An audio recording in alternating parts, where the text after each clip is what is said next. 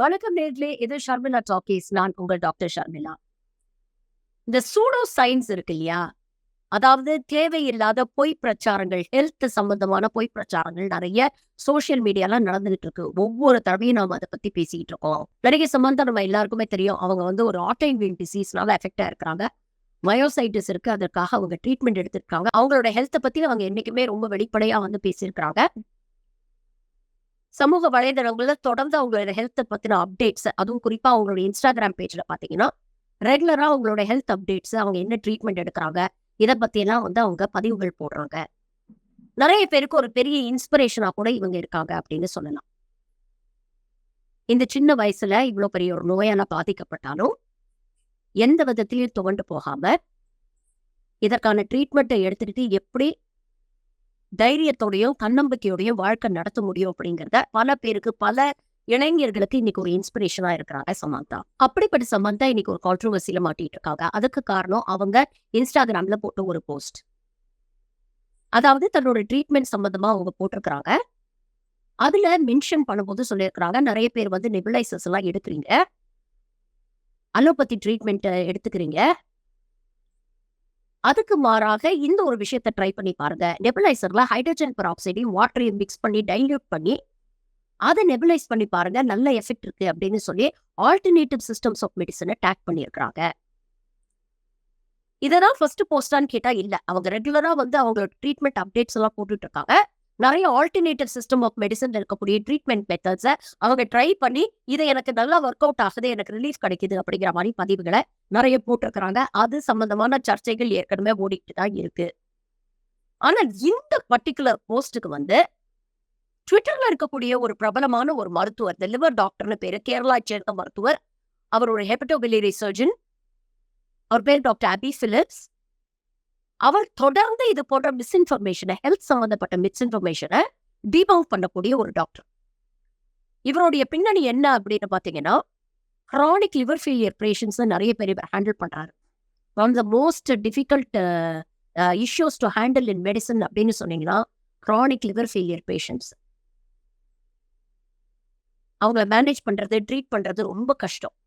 அப்ப தொடர்ந்து இந்த chronic liver failure பத்தியும், இது எதனால ஏற்படுது அப்படிங்கிறத பத்தியும், ஆல்கோஹாலிசம் எப்படி ஒரு சோசியல் இஷ்யூவா மட்டும் பார்க்காம ஒரு ஹெல்த் சம்பந்தப்பட்ட இஷ்யூவாவும் அந்த ஆங்கிள் நம்ம பார்க்கணும் அப்படிங்கிறத பத்தியும் தொடர்ந்து சயின்டிபிக் அவேர்னஸ் நிறைய அவர் சோசியல் மீடியால கொடுத்துட்டு இருக்காரு. இது ஒரு பக்கம் பண்ணிக்கிட்டு இந்த ஹெல்த் மித்ஸை டீபங்க் பண்ற வேலை இருக்கு இல்லையா? அதாவது தவறான மருத்துவ கருத்துக்களை பரப்பக்கூடியவர்கள், அதுவும் குறிப்பா ஆல்டர்னேட்டிவ் சிஸ்டம்ஸ் ஆஃப் மெடிசனை சேர்ந்தவர்கள், ஆயுர்வேதா, சித்தா, யுனானி போன்ற மருத்துவத்தை சேர்ந்த மருத்துவர்கள், சில அலோபதிக் டாக்டர்ஸே அலோபதி படிச்சுட்டு ஆல்டர்னேட்டிவ் சிஸ்டம்ஸை ப்ரொமோட் பண்ணக்கூடிய மருத்துவர்கள், இவங்களெல்லாம் தொடர்ந்து சோசியல் மீடியால இதை எக்ஸ்போஸ் பண்ணிட்டு வர்றாரு. அதே மாதிரி இந்த சூடோ சயின்ஸ் சொல்லக்கூடிய, நுனிநாக்கு ஆங்கிலம் பேசக்கூடிய ஜக்கி போன்றவர்கள், போலி மருந்துகளை தயாரித்து விற்பனை செய்யக்கூடிய பாபா ராம்தேவ் போன்றவர்கள், நாங்க ஹெல்த் எக்ஸ்பர்ட்ஸ், வெல்னஸ் எக்ஸ்பர்ட்ஸ் அப்படின்னு இருக்கக்கூடிய சோசியல் மீடியா இன்ஃபுளுசர்ஸ், இவங்க எல்லாம் கூட தொடர்ந்து எக்ஸ்போஸ் பண்ணிட்டு வராரு. நீங்க தொடர்ந்து அவரை ஃபாலோ பண்ணீங்கன்னா அவருடைய விமர்சனங்கள்லாம் நீங்க பாத்தீங்கன்னா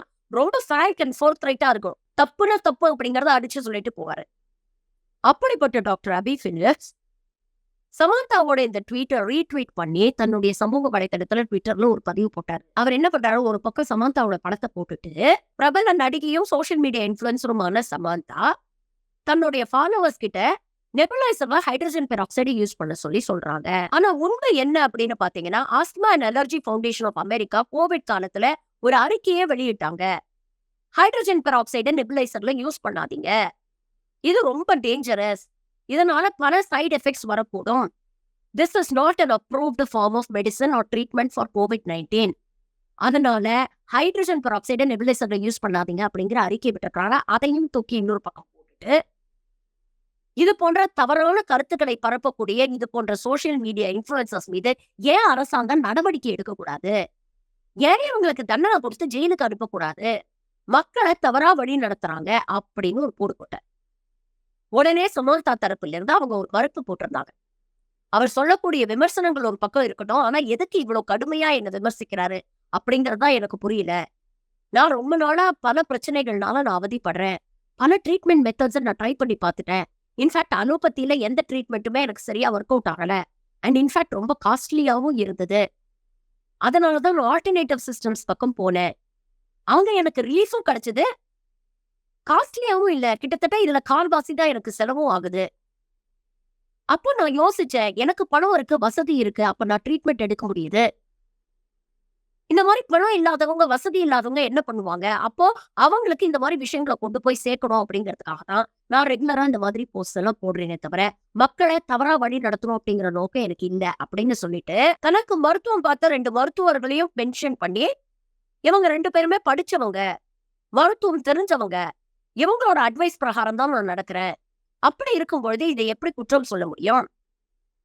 டாக்டர் பிலிப்ஸுக்கு ஏதாவது பிரச்சனை இருந்ததுன்னா, நேரடியாக என்னுடைய மருத்துவர்களோட விவாதிக்கட்டும். அந்த விவாதத்துல என்ன கருத்து வெளியில வருதோ அதை நான் ஏத்துக்கிறேன். அப்படிங்கிற ஒரு பதிவை போடுறாங்க. பதிலுக்கு டாக்டர் பிலிப்ஸ் மீண்டும், எனக்கு யாரோடையும் டிபேட் பண்ண வேண்டிய அவசியம் கிடையாது. இன்ஃபேக்ட் சமந்தா ரெஃபர் பண்ண அந்த 2 டாக்டர்ஸும் பாத்தீங்கன்னா, எந்த அளவுக்கு போலி மருத்துவர்கள் அப்படிங்கறதையும் அவர் எக்ஸ்போஸ் பண்ணியிருக்கிறாரு. ஒண்ணு டாக்டர் மித்ரா பாசு சில்லார் அப்படிங்கிறவரு. அவர் அலோபதி படிச்சிருக்கேன்னு சொல்றாரு. ஆனா அவர் கிளினிக்ல நிறைய டுபாகூர் வேலை தான் நடக்குது. எவிடன்ஸ் பேஸ்ட் மெடிசனுக்கு அகேன்ஸ்டா நிறைய ட்ரீட்மெண்ட் மெத்தட்ஸ் அவங்க வந்து ஃபாலோ பண்ணிட்டு இருக்காங்க. இதனால எவ்வளவு பேர் பாதிக்கப்படுறாங்க அப்படிங்கிறது தெரியல. அதே மாதிரி டாக்டர் ஜாக்கர்ஸ்னு அவர் மென்ஷன் பண்ண டாக்டர், அவர் ஒரு நேச்சுரோபதி டாக்டர். அவர் அலோபதிக் டாக்டர் கிடையாது. இவங்களுக்கு அடிப்படையே புரிய மாட்டேங்குது. இன்ஃபேக்ட் சமந்தாவுமே இதுல ஒரு விக்டிமா தான் நான் பாக்குறேன். இவங்க எல்லாம் படிச்சுட்டாங்க, நுனி நாக்குல இங்கிலீஷ் பேசுறாங்க அப்படிங்கிறதுக்காக இவங்க சொல்றதெல்லாம் உண்மைன்னு நம்பி ஒரு விதத்துல சமந்தாவும் ஏமாந்துகிட்டு தான் இருக்கிறாங்க. தான் ஏமாறுறது பத்தாதுன்னு தன்னை நம்பி தன்னை பின்தொடரக்கூடிய நிறைய பேரையும் ஏமாத்துற வேலையில இவங்க ஈடுபட்டு இருக்கிறாங்க. இவங்களுக்கு தெரியாமலேயே இது நடக்குது. இவங்களுடைய பாப்புலாரிட்டியை பயன்படுத்தி இந்த டாக்டர்ஸ் பணம் பண்ணிக்கிட்டு இருக்கிறாங்க அப்படிங்கிற ஒரு விமர்சனத்தை வச்சிருக்கிறாரு. எனக்கு சமந்தா மேல எந்த தனிப்பட்ட விரோதமும் கிடையாது. ஆனா இது போன்ற விஷயங்கள் யார் சொன்னாலும் அவங்கள நான் எக்ஸ்போஸ் பண்ணுவேன். ஆஸ் அ டாக்டர் அது என்னுடைய டியூட்டியா நான் நினைச்சு செய்யறேன் அப்படின்னு ஒரு பதிவு போட்டிருக்கேன். இப்ப இதுல யார் மேல தவறு இருக்கு அப்படின்னு பாத்தீங்கன்னா, ஓரளவுக்கு as a doctor doctor Abby Philips சொல்றதுல நியாயம் இருக்கு அப்படின்னு எனக்கு தோணுது. அவருடைய விமர்சனம் வேணா கடுமையாக இருந்திருக்கலாம். அது சமந்தாவை ஹர்ட் பண்ணிருக்கலாம். அவங்களுடைய ரசிகர்களை வந்து ஹர்ட் பண்ணிருக்கலாம். ஆனா அவர் சொன்ன விஷயங்கள் எல்லாமே உண்மை. இன்ஃபேக்ட் ஒரு விதத்துல சமந்தாவை அவர் விக்டிம்னு சொல்றாரு பாத்தீங்களா, அதுதான் மிகப்பெரிய உண்மை. இன்னைக்கு நிறைய பேரு இப்படிதான் போய் மாட்டிக்கிறாங்க.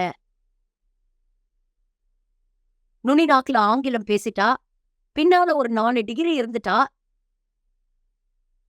அவங்க சொல்றதெல்லாம் உண்மை, ஏதோ புதுசா ஒரு விஷயம் சொல்றாங்க அப்படின்னு நினைச்சு இந்த கசப்பு மாத்திரம் தேன் தடவி தருவாங்க தெரியுமா? அந்த மாதிரி பொய்யை இவங்க தேன் தடவி கொடுக்கறதுனால அதை உண்மைன்னு நம்பிக்கிட்டு இருக்காங்க. இன்னைக்கு சோசியல் மீடியால எத்தனையோ பேர் செல்ஃப் கான்ஃபிடன்ஸ் ஹெல்த் எக்ஸ்பர்ட்டும்பாங்க, வெல்னஸ் எக்ஸ்பர்ட்டும்பாங்க, பின்னால ஒரு 4 டிகிரி போட்டிருப்பாங்க. அதெல்லாம் எந்த யூனிவர்சிட்டியில போய் வாங்கினாங்கன்னு பாத்தீங்கன்னா எல்லாம் வர்ச்சுவல் யூனிவர்சிட்டிஸா இருக்கும். அப்படி ஒரு யூனிவர்சிட்டி முதல்ல இருக்கான்னு தெரியாது. எத்தனை பேர் போய் இவங்களுடைய கிரெடென்ஷியல்ஸை செக் பண்றீங்க? இல்ல இவங்க எவ்வளவு வருஷம் பண்ணியிருக்காங்க, எவ்வளவு பேஷண்ட்ஸை ட்ரீட் பண்ணியிருக்காங்க, எவ்வளவு பேர் கிராஸ் செக் பண்றீங்க? பேஷண்ட் டெஸ்டிமோனியல்னு இவங்க தயாரிக்கக்கூடிய பேஷண்ட்ஸை வச்சு டெஸ்டிமோனியல் போடுறாங்க. அது உண்மைன்னு எத்தனை பேர் நம்பி ஏமாந்து போறாங்க. இன்ஃபேக்ட் சமந்தா சொன்ன ஒரு விஷயத்த நான் நேரடியா மறுக்கிறேன். அலோபதி ட்ரீட்மெண்ட் ரொம்ப காஸ்ட்லின்னு சொல்றாங்க. ஆக்சுவலா பாத்தீங்கன்னா ஆல்டர்னேட்டிவ் சிஸ்டம்ஸ் ஆஃப் ட்ரீட்மெண்ட் தான் ரொம்ப காஸ்ட்லி. நான் இதை பல முறை சொல்லியிருக்கேன், இன்னொரு தடவை ரிப்பீட் பண்றேன். Evidence based medicine, scientific medicine, allopathic மெடிசன்ல உங்களுக்கு ஒரு மருந்து கொடுக்குறாங்கன்னா, நீங்க பார்மசியில போய் ஒரு மருந்து வாங்குறீங்கன்னா, அந்த மருந்து டப்பாக்குள்ள ஒரு சீட் இருக்கும். எத்தனை பேர் அதை பிரிச்சு படிச்சிருக்கீங்கன்னு தெரியாது. ஆனா அந்த மருந்து டப்பால இருக்கிற சீட்டுல என்ன இருக்கும் தெரியுமா?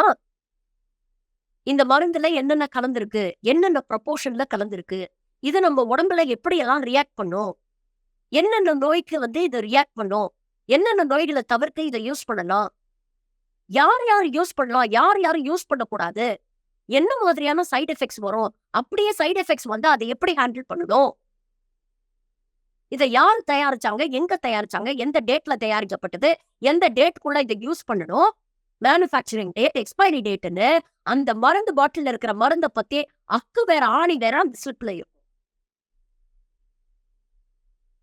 ஆனா சித்தாவோ யுனானியோ ஆயுர்வேதாலயோ போய் ஒரு பாட்டில் மருந்து வாங்கி பாருங்களேன், இதுல ஏதாவது ஒரு டீட்டெயில் இருக்குமா? ஒரு டானிக்னு ஒண்ணு குடுப்பாங்க. அதுல என்ன கலந்துருக்காங்க, என்ன இருக்குன்னே தெரியாது. பல நேரங்கள்ல ஹார்ம்ஃபுல் கெமிக்கல்ஸ் இருக்கு. ஹார்ம்ஃபுல் மெட்டல்ஸ் இருக்கு அதுல. இதை தொடர்ந்து டாக்டர் அபி பிலிப்ஸ் வந்து எக்ஸ்போஸ் பண்ணிட்டு வர்றாரு. அவர் போடக்கூடிய சில பதிவுகள்லாம் படிச்சீங்கன்னா உண்மையிலேயே பயந்துருவீங்க. எந்த அளவுக்கு இந்த சித்தா, ஆயுர்வேதா போன்ற ஆல்டர்னேட்டிவ் சிஸ்டம்ஸ யூஸ் பண்ணி நெறைய பேர், எல்லாரும் நான் சொல்லல, நெறைய பேர் ஏமாத்திட்டு இருக்காங்க அப்படிங்கிறத அவர் எக்ஸ்போஸ் பண்றாரு. அங்க போய் நீங்க வாங்கக்கூடிய மருந்து பாட்டில்ல இந்த மாதிரி எந்த தகவலுமே உங்களுக்கு இருக்காது. எப்போ மேனுஃபேக்சர் பண்ணாங்க, எப்போ எக்ஸ்பைரி ஆகுது, இது என்ன டோசேஜ்ல சாப்பிடணும், இதனால என்ன சைட் எஃபெக்ட்ஸ் வரும், எதுவுமே தெரியாது உங்களுக்கு. ஆனா ஒரு பாட்டில் ரூ. 2000 ரூ. 3000ன்னு சொல்லி விப்பாங்க. இவங்களுடைய பலம் என்ன தெரியுமா? உங்களுடைய வல்னரபிலிட்டி. நீண்ட நாள் நோயில அவதிப்படுறவங்க, சரியான ஒரு தீர்வு கிடைக்காதவங்க, எத்த தின்னா பித்தம் தெளியும்னு இருக்கிறவங்க, அவங்களுடைய அறியாமை, அவங்களுடைய பயம், அவங்களுடைய அச்சம், அவங்களுடைய வல்னரபிலிட்டி இதெல்லாம் வச்சு பணம் பண்ற கூட்டம் இந்த கூட்டம். இப்படிப்பட்ட கூட்டத்த தான் இன்னைக்கு அவர் எக்ஸ்போஸ் பண்ணியிருக்கிறாரு. இதற்கு பலியாகாதீங்க அப்படின்னு தான் சமந்தாக்கு அட்வைஸ் பண்ணியிருக்கிறாரு. உண்மையிலேயே சமந்தா போன்றவர்களை நினைச்சா பாவமா இருக்கு. இவ்வளவு சின்ன வயசுல நோய் வந்து கஷ்டப்படுறாங்க. அவங்களுக்கு மாற்று மருத்துவங்கள ஒரு சில பிராக்டிசஸால ரிலீஃப் கிடைச்சிருக்கலாம். பட் அது எல்லாருக்கும் கிடைக்கும் அப்படின்னு நினைக்கிறது ரொம்ப தவறு இல்லையா? ஒரே மருந்து எல்லாருக்கும் ஒரே மாதிரி வேலை செய்யாதுல்ல. Evidence based medicine also has its limitations. எந்த மருத்துவமே ஃபுல் ப்ரூஃப் கிடையாது. ஆனா எவிடன்ஸ் பேஸ்ட் மெடிசனுக்கும் இது போன்ற ஆல்டர்னேட்டிவ் சிஸ்டம்ஸ் ஆஃப் மெடிசனுக்கும் என்ன வித்தியாசம் அப்படின்னு பாத்தீங்கன்னா, சயின்டிபிக் எவிடன்ஸ் பேஸ்ட் மெடிசன் நாளுக்கு நாள் இவால்வ் ஆயிட்டே இருக்கு. 10 வருஷம் முன்னால பண்ண ட்ரீட்மெண்ட்டை இன்னைக்கு அலோபதியில பண்றது இல்ல. காலம் மாற மாற, நோய்கள் மாற மாற, நோயின் தன்மைகள் மாற மாற, சயின்ஸ் தன்னை அப்டேட் பண்ணிக்கிட்டே வருது. புது விதமான ட்ரீட்மெண்ட்ஸை வந்து கண்டுபிடிச்சிக்கிட்டே இருக்கிறாங்க. புது புது மருந்துகளை கண்டுபிடிக்கிறாங்க. ஆனா சித்தா, யுனானி, ஆயுர்வேதா போன்றதெல்லாம் பாத்தீங்கன்னா 2000 வருஷம் 3000 வருஷம் முன்னால எழுதி வச்ச ஓலைச்சுவடியை வச்சுக்கிட்டு இன்னைக்கு ஓட்டிட்டு இருக்காங்க. அன்னைக்கு இருந்த வாழ்க்கை முறை வேற, இன்னைக்கு இருந்த வாழ்க்கை முறை வேற. அன்னைக்கு இருந்த உணவு பழக்க வழக்கங்கள் வேற, இன்னைக்கு இருந்த உணவு பழக்க வழக்கங்கள் வேற. அன்னைக்கு இருந்த நோய் வேற, இன்னைக்கு இருக்கிற நோய் வேற.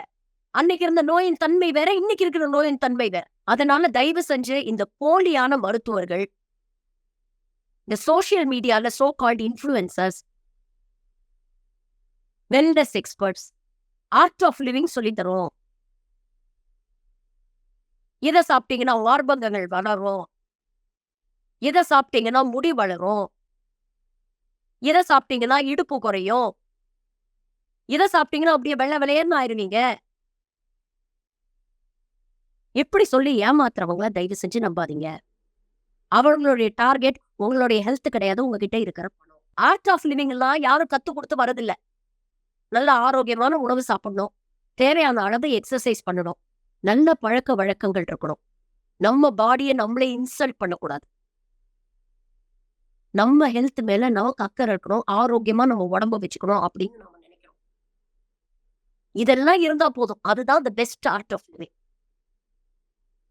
பிரச்சனைன்னு வந்தா அதற்குன்னு படிச்சு, அதற்குன்னு ஒப்பீனியன் கொடுக்க தகுதி பெற்ற மருத்துவர்களை தேடி போங்க.